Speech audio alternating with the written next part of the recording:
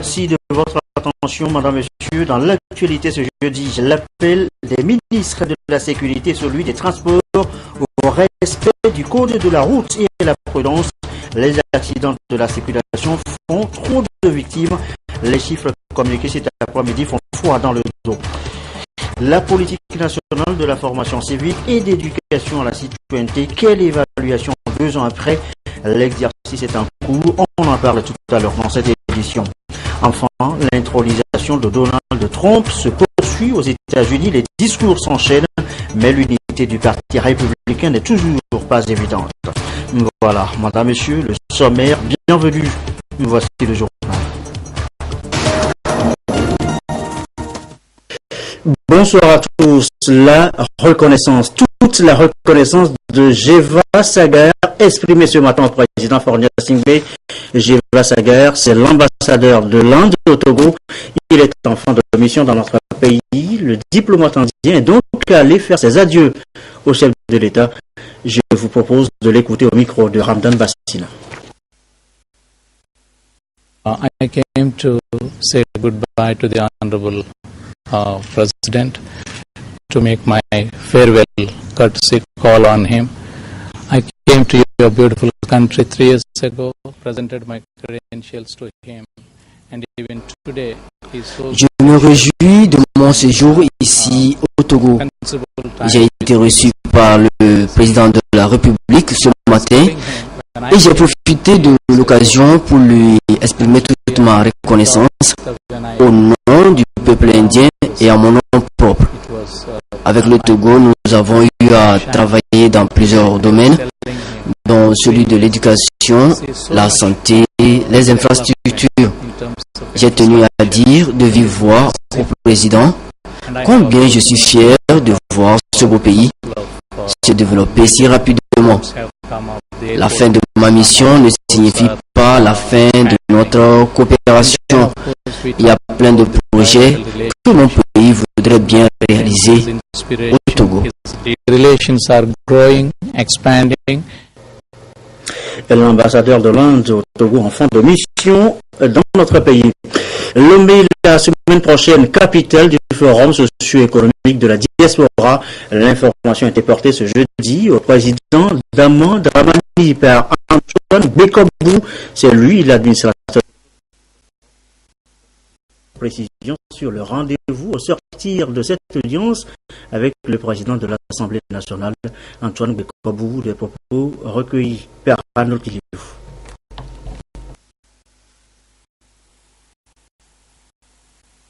Nous sommes venus rendre une visite de courtoisie au président de l'Assemblée nationale et lui exposer un certain nombre d'objectifs par rapport au forum socio-économique de la diaspora qui se tiendra à Lomé du 27 au 31 juillet. 4 jours d'activité intense, donc nous aurons des journées portes ouvertes de l'administration publique.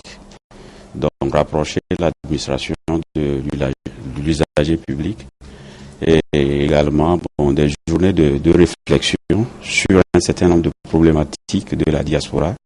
Donc pour combler le fossé qui existe entre la diaspora et le pays.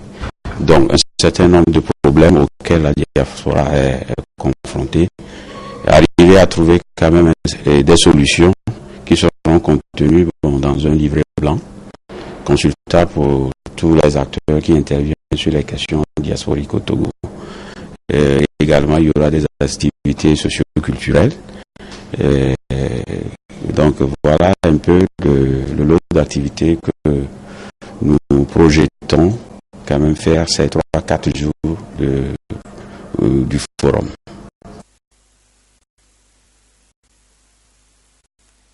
Et sachez aussi que le vice-président de la BIDC, Abdoulaye Fall, et Saturne Epi, représentant résident de l'UNFPI au Togo, était également dans les bureaux du président Dramani ce matin. Une visite de courtoisie au président du Parlement. C'était juste une visite de courtoisie, c'est pour ça qu'on est passé ce matin à rencontrer son Excellence Monsieur le Président. Vous savez, au Togo, le pays hôte, nous faisons beaucoup de choses. En tout cas, nous essayons de faire le maximum. Nous sommes dans les infrastructures. Vous savez, en matière de développement, si on a de bonnes infrastructures, ça booste l'économie. Donc, nous sommes engagés dans de nombreux projets de construction de routes, etc. Donc, le dernier projet phare que nous avons financé au Togo, c'est l'hôtel Radisson de février. Aujourd'hui, ça fait la fierté de notre pays hôte. Donc, on est dans les routes, on est sur, en tout cas, des projets du secteur privé également, pour accompagner le pays dans son développement.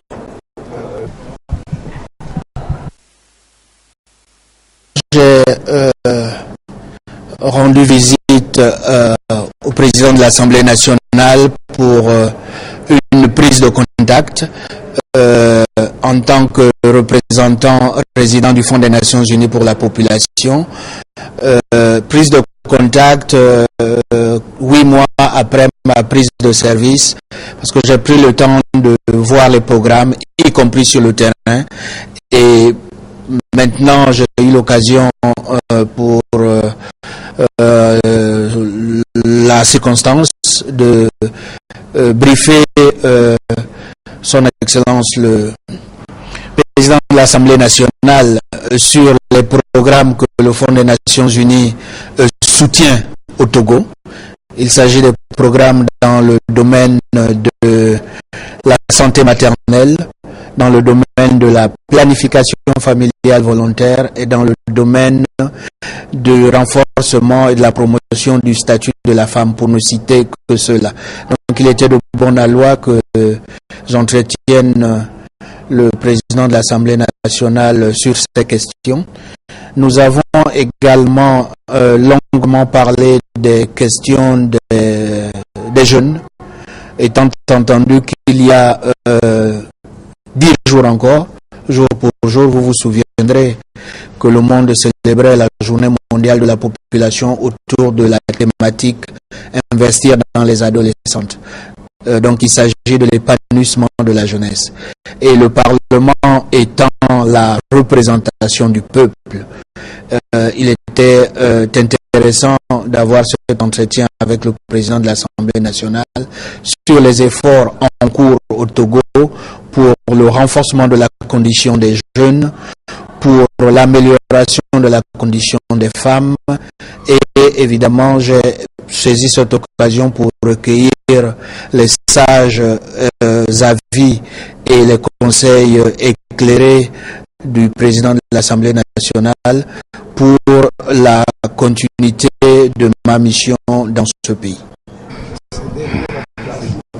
Et voilà, Abdoulaye Fall de la BDC dans un premier temps, Saturnin, puis de l'UNFI, ensuite des propos recueillis toujours par Arnold et Kiliwo.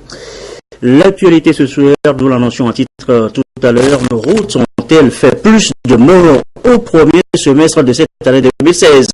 En tout cas, vous allez l'entendre dans cette édition, les chiffres sont effrayants. Le ministre de la Sécurité et son collègue des Transports appellent tous les usagers au respect du code de la route et à la prudence. Nous reviendrons tout à l'heure sur le sujet dans le courant de cette édition. Et ce rappel d'abord à l'ordre déjà ce matin aux transporteurs et opérateurs économiques, un rappel à l'ordre pour le respect des gabarits et des charges à l'essieu. C'est le règlement 14 dans l'espace UMOA. Il n'est pas respecté par tous. Sur la nationale numéro 1, de nouvelles mesures sont donc annoncées ce matin à l'encontre des brebis galeuses. Augustin Kossi, Sylvain Raboudou.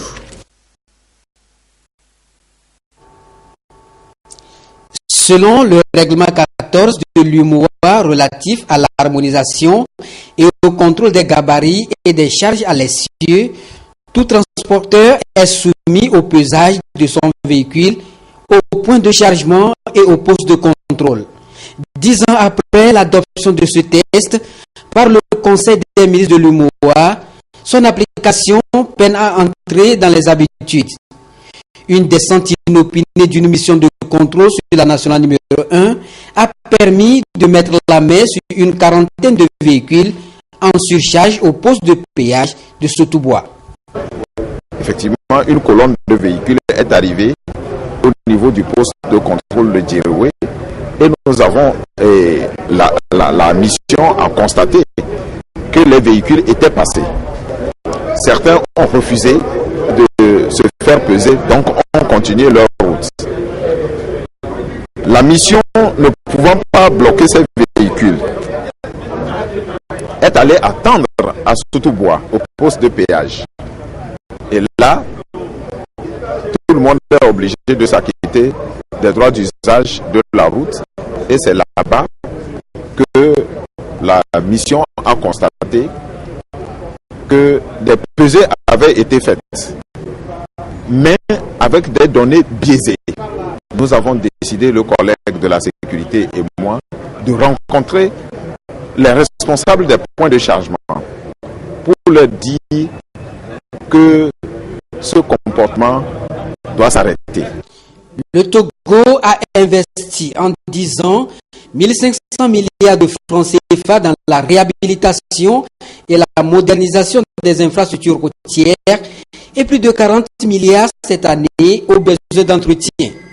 Le respect du règlement 14 préservera non seulement les vies humaines, mais aussi garantira la durabilité des routes. Le véhicule à la construction déjà a un poids que le constructeur a indiqué. Si vous dépassez, d'abord, c'est un préjudice sur le véhicule et c'est aussi un préjudice par rapport même à la sécurité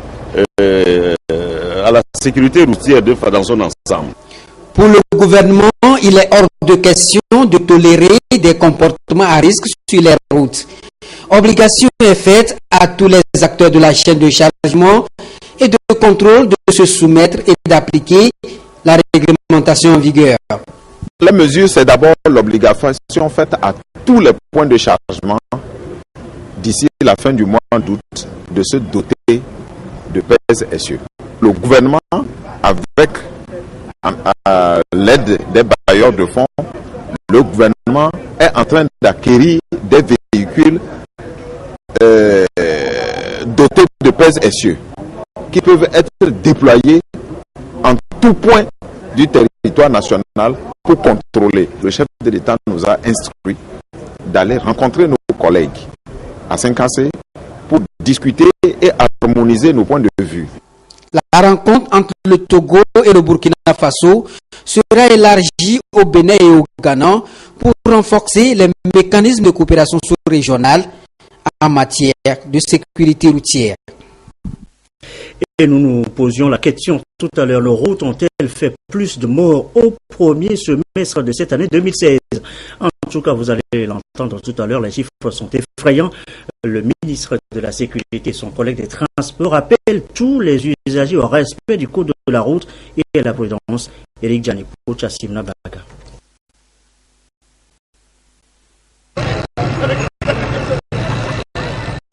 Le premier semestre de l'année 2016 a connu une augmentation sensible du nombre d'accidents de circulation au Togo, de 2206 cas ayant occasionné 219 morts et 2301 blessés enregistrés au dernier semestre de 2015.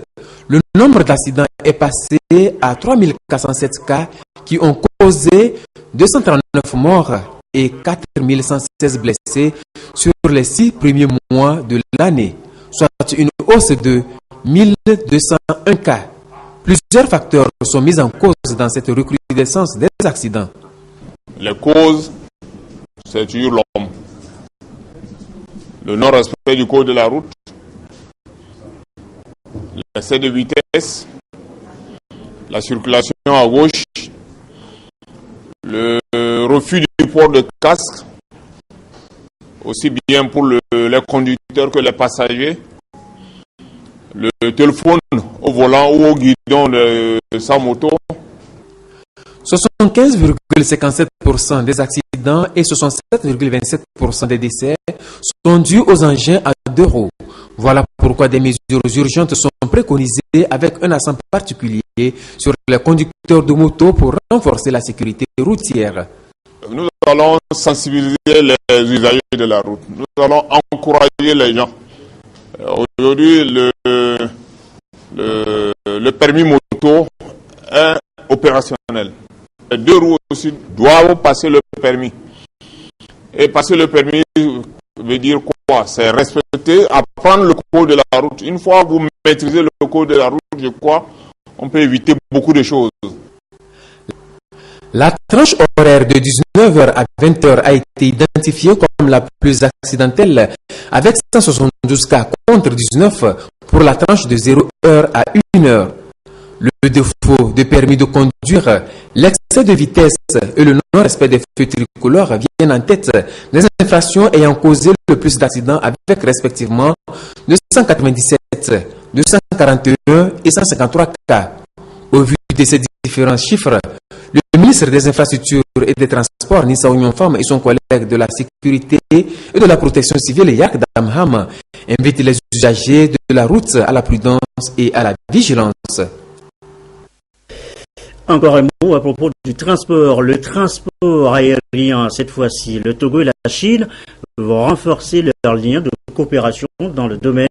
Les deux pays s'apprêtent à signer des accords. La délégation chinoise est d'ailleurs arrivée à Lomé en début d'après-midi. Komu Boyote.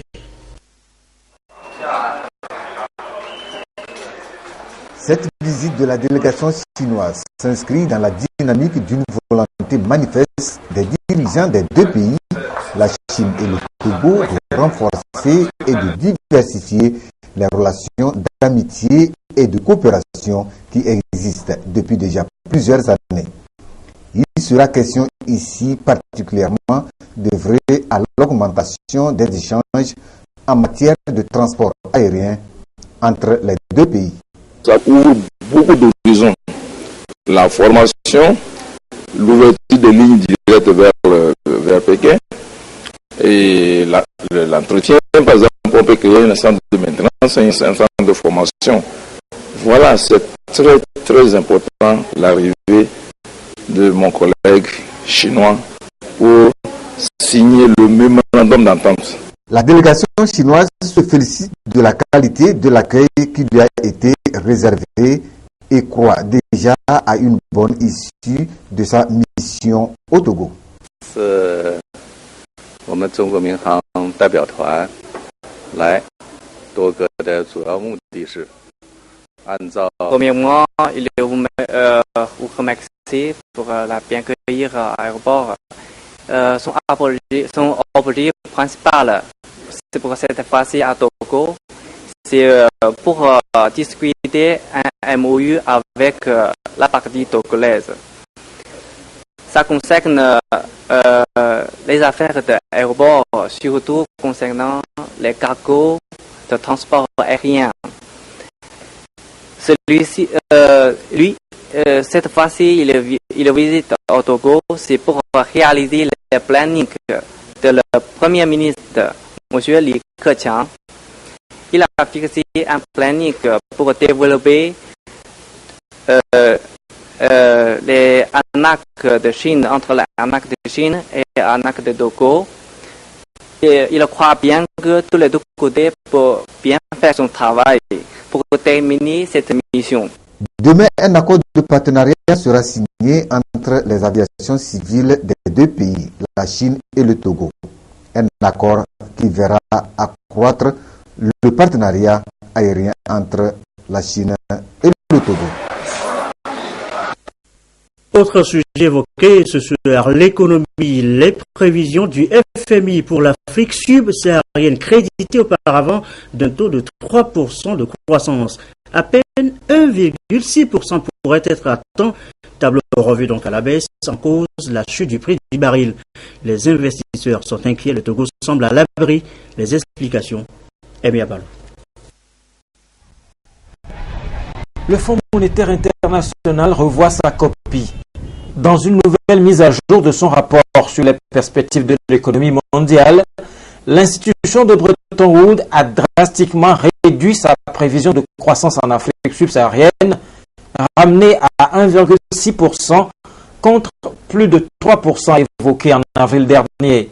Principale cause, la chute du prix des matières premières, notamment le pétrole, dont beaucoup de pays africains sont exportateurs. Les signaux qui illustrent cette baisse générale viennent des deux géants du continent. Le Nigeria, deuxième pays exportateur de pétrole, est frappé de plein pied par la chute persistante du cours du baril. Quant à l'Afrique du Sud, elle évite de peu une contraction avec une croissance attendue de seulement 0,1% cette année. Dans la sous-région ouest-africaine, les effets du malaise nigérian sont moins ressentis par certains pays comme la Côte d'Ivoire ou encore le Togo, où sont mises en œuvre des politiques économiques assez innovantes. Si le plus grand exportateur a des problèmes, c'est que toute la zone a des problèmes. Donc c'est ce qui a fait que le FMI a revu à la baisse le taux de croissance de toute la sous-région. Si le taux de croissance prévu est en bas du score qu'on attendait, il est évident que la réduction de la pauvreté ne sera pas au rendez-vous. Il est également attendu du fait que le taux de croissance soit faible. S'il est en dessous du taux de croissance de la population, le PIB par habitant va également chuter dans cette sous-région-là. Selon les prévisions du FMI, le Togo n'est pas tellement touché par cette crise, étant donné que le Togo n'est pas exportateur de pétrole. Et donc le Togo n'est pas touché. Et d'ailleurs, nous pensons que les prévisions au niveau du Togo sont assez optimistes. Et le FMI a prévu un taux de croissance de 6%.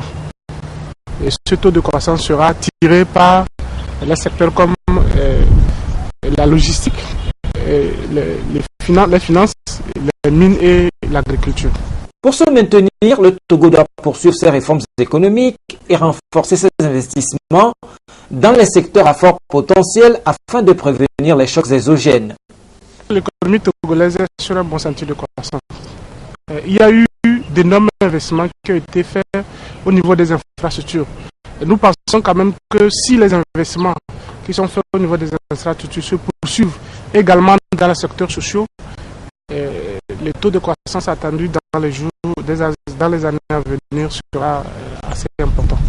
Dans la théorie, il y a ce qu'on appelle le mal hollandais ou le syndrome hollandais. Et donc c'est le syndrome hollandais que subissent ces pays qui sont fortement dépendants du pétrole. Heureusement que nos pays où le Togo n'est pas dépendant du pétrole, les pays dépendants du pétrole doivent maintenant chercher d'autres sources de financement de leur économie pour ne pas pouvoir persister dans cette décroissance significative de leur PIB. La conjoncture actuelle ne va pas s'améliorer de sitôt, constate le FMI, pour qui la situation va évoluer décrescendo. Pénurie de devises, faible production de l'énergie électrique. Attention, les emplois sont menacés et les investisseurs sont au bord du découragement, prévient le Fonds monétaire international. L'économie, la croissance soutenue par ailleurs par le marché du travail, que dit justement le 4e rapport de l'ANPE sur l'emploi. Le document fait l'objet d'études depuis ce matin de Douaré, Antoinette Tourmao. Le rapport 2015 sur le système d'information du marché du travail, instrument technique d'aide à l'action au niveau de l'emploi et de la formation professionnelle, révèle d'importants efforts au niveau de l'employabilité et de l'auto-emploi des jeunes. Le taux de sous-emploi était de l'ordre de 25,8% et celui du chômage de 3,4%. C'est pourquoi le gouvernement a inscrit dans ses actions la problématique de l'emploi comme point d'ancrage de la SCAP. Ainsi, le rapport retrace les réalisations du gouvernement pour l'insertion des jeunes demandeurs d'emploi, notamment l'enrôlement de plus de 2194 volontaires pour le compte de 2015, le déploiement de 1000 jeunes déscolarisés, la formation de 2845 jeunes en entrepreneuriat, tandis que plus de 228 461 ont bénéficié d'un appui financier pour les activités génératrices de revenus. Nous avons eu également au cours de cette année 2015 des actions de promotion de de l'emploi au niveau du programme aide réalisé au niveau de l'ANPE. Également, nous avons les fonds comme FAEJ et autres qui ont octroyé des crédits aux jeunes pour leur installation. Il y a des études et autres qui sont déjà, certaines sont déjà envisagées. Je prends l'exemple des études sur les besoins en compétences de l'économie. Donc ces études sont déjà envisagées. Et puis le suivi et même des diplômés et autres pour permettre d'avoir des informations nécessaires, que ce soit sur la formation, que ce soit dans le domaine des métiers, pour mieux orienter ces jeunes dans leur choix de formation et également au niveau de l'insertion sur le marché du travail. Malgré ces acquis capitalisés pour le compte de la promotion de l'emploi en 2015, des défis restent à relever. Orienter les apprenants vers les secteurs porteurs, inciter beaucoup plus de jeunes à l'entrepreneuriat, revoir les curricula d'enseignement afin de renforcer l'employabilité des jeunes. Ce rapport, après validation, sera soumis aux décideurs pour plus d'engagement en matière de formation professionnelle et d'emploi. La formation civique maintenant, balayer régulièrement devant chez nous, ne pas insulter les autres usagers dans la circulation, respecter le code de la route et la chose publique. L'État nous demande de revenir à nos valeurs, d'être bons citoyens. Est-ce le cas depuis 2 ans maintenant, depuis le lancement de la politique nationale de la formation civique? Une évaluation est faite depuis ce matin avec l'approche des médias. Charles Moussimi, pour nous en dire plus. La presse togolaise mise à contribution dans l'éducation civique des populations. La direction de la formation civique invite les chaînes de radio et télé, les organes de presse écrite et les médias en ligne à entreprendre et accentuer leurs différents programmes d'émissions et autres productions sur la promotion des comportements citoyens en vue de contribuer à l'avènement d'une société meilleure, imbue des valeurs républicaines. Nous avons une rubrique à Radio Lomé qui parle déjà du civisme. Donc cette rencontre va nous édifier pour nous permettre de faire davantage ce que nous faisons déjà.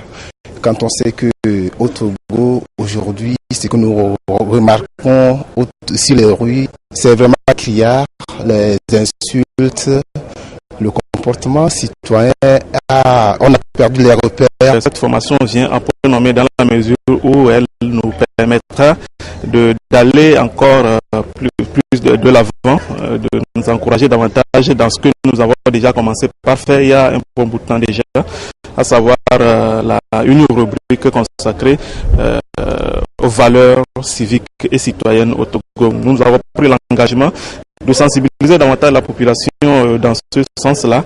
Le ministre en charge de la communication et de la formation civique a invité les médias à une forte implication pour gagner ce pari. Le citoyen togolais est très friand des médias et plus particulièrement des radios. Vous savez tous comme moi que quel que soit le hameau le plus reculé du pays, il y a toujours quelqu'un qui a une radio qui est allumée. Nous vous exhortons à œuvrer au quotidien à l'éveil de la conscience des populations en renforçant la production et la diffusion d'émissions, d'articles, de sketchs, de spots, bref, de tout élément de sensibilisation de nature à faire du citoyen un être toujours enclin à agir pour le bien de la cité, conformément à la vision du chef de l'État, de faire du Togo une nation moderne, forte, unie et prospère. De cette session naîtront des propositions qui serviront à orienter les actions et renforcer le partenariat entre la presse et les différentes institutions de la République pour relever de façon collégiale ce défi.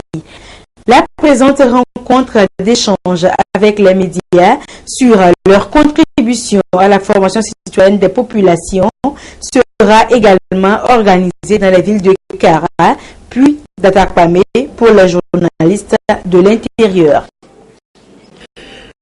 À l'étranger, l'intronisation de Donald Trump aux États-Unis se poursuit. Les discours s'enchaînent, mais l'unité du Parti républicain n'est toujours pas évidente. À retenir de cette journée le temps fort, le discours du candidat malheureux Ted Cruz. Et le moins qu'on puisse dire, eh bien, Cruz n'a pas joué la carte du rassemblement. Regardez. Il était censé apporter son soutien à Donald Trump. À la place, le candidat malheureux à l'investiture républicaine Ted Cruz lui a infligé un énorme camouflet. Si vous aimez notre pays et aimez vos enfants autant que je le crois, alors levez-vous, parlez et votez en votre conscience. Votez pour le candidat du camp qui, selon vous, défend notre liberté et est fidèle à notre Constitution.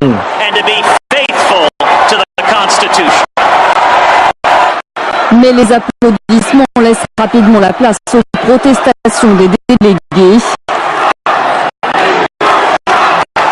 Dans un rassemblement censé mettre en scène l'unité du parti, Ted Cruz vient de commettre un véritable impair. Et c'est précisément le moment que choisit Trump pour faire son apparition. Alors que Ted Cruz finit son discours sous les huées.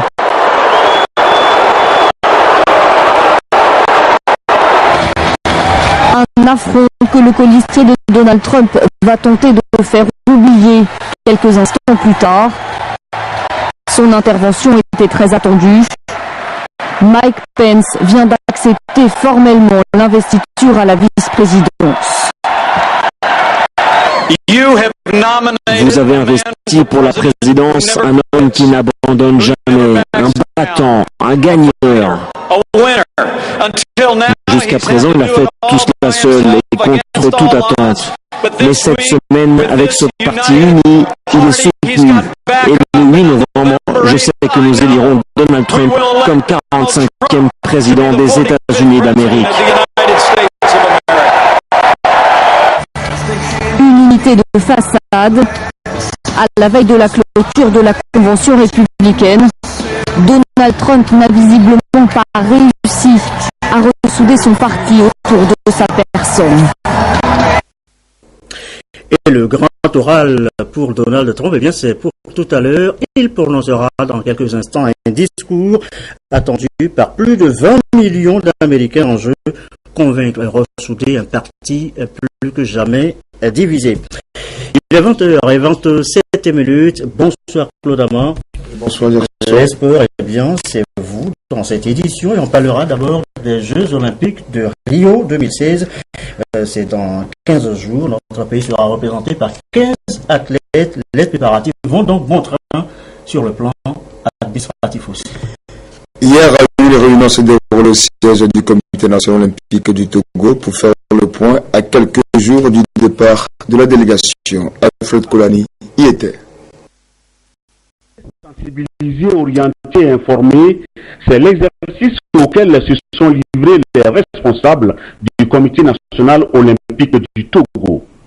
À une semaine du départ du gros contingent et à 16 jours du début des JO, tous les sujets ont été abordés. Les accréditations, l'enregistrement des athlètes, les assurances, les vaccinations, le visa, la vie au village olympique. Sur tous ces points, les démarches ont beaucoup avancé et les signaux sont pratiquement ouverts. Le Togo est pratiquement prêt. Et il reste quelques petits réglages. Notre volonté, c'est que le Togo puisse participer à ces Jeux qui se font seulement une seule fois tous les 4 ans. On n'a que 5 athlètes en raison des conditions définition des critères de sélection de la solidarité olympique et surtout de l'universalité. Voilà ce qui nous amène donc à cette réunion qui est une des avant-dernières avant notre départ sur Rio. Et à ma qualité de chef de délégation, je voudrais une fois encore faire un clin d'œil à tout le Togo, à tout le public togolais, que j'invite à suivre les performances de nos athlètes pendant les Jeux de Rio. Pour rappel, 5 athlètes togolais prennent part aux Jeux olympiques de Rio, 2 en natation, 2 en athlétisme et 1 en aviron. Les tennismen togolais ne seront pas de la partie. 2 d'entre eux étaient à Abidjan en Côte d'Ivoire où ils ont pris part au tournoi ouest-africain de la zone 3. Akako Désiré chez les cadets a arraché l'or, tandis que chez les juniors, Assou Boris s'en est sorti avec une médaille d'argent. Ils sont allés présenter leur moisson au Comité national olympique du Togo et montrer la voie à suivre à Rebecca Kossi et aux 4 autres athlètes qualifiés pour Rio 2016. Toutes mes excuses pour la qualité quelque peu défectueuse de ces images. Justement, par rapport à ces préparatifs, Alfred Kolani recevra samedi dans une émission spéciale Auguste Dogbo, le président du Comité national olympique du Togo, pour plus d'amples explications. Et on va boucler cette page des sports, notamment avec un sujet multisport qu'avons-nous exactement au menu. Hier soir, nous avons du football avec le transfert officiel du milieu international français Paul Pogba à Manchester United pour un montant de 120 millions d'euros et du cyclisme du Tour de France où le Britannique Christopher Froome est en passe de gagner la grande boucle. Bien. Allons-y, si on va... Un autre Français va détenir le titre honorifique de joueur le plus cher de l'histoire. Exit Gareth Bale. Dans les prochaines heures, Paul Pogba devrait rejoindre Manchester United pour une indemnité de transfert avoisinant les 120 millions d'euros. Une information du journal L'Équipe, alors que 6 des 9 plus grands transferts se sont réalisés lors des 3 dernières saisons, Paul Pogba dynamite le marché.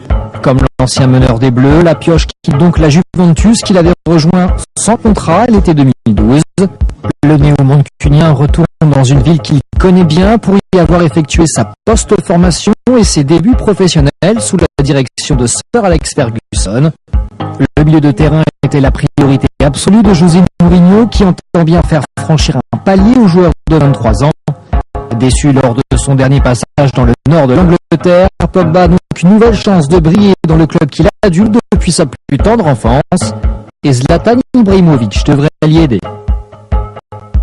Qui pour inquiéter Chris Froome? Hier, l'Anglais a encore pris du temps à ses rivaux pour la victoire finale et aujourd'hui, lors du contre-la-montre de 17 km entre Salon et Megève, il sera favori.